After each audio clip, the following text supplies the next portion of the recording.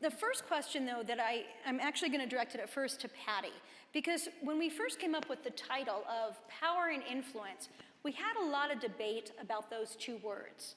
Because the word influence does have a positive connotation. However, the word power sometimes rubs people the wrong way. So my question then is to Patty, and that is, what do you think of the terms influence and the terms power?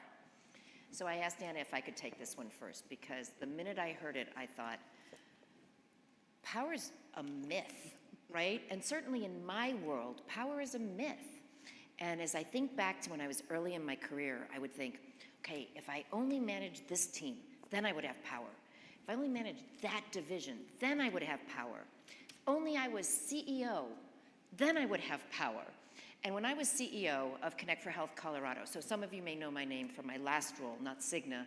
I was the CEO of Connect for Health Colorado, which is Colorado's public exchange. But when I was CEO, I had the least amount of power that I had ever had in my career.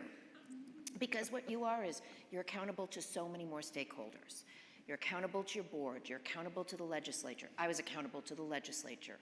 I was accountable to the consumer advocates, to the population, to the citizens, to the businesses.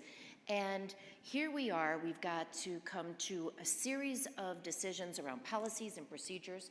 And you've got this whole group of people, all with very different goals and objectives that you have to bring to the table, that you've got to get to negotiate and agree and compromise in order to do something on a really tight time frame.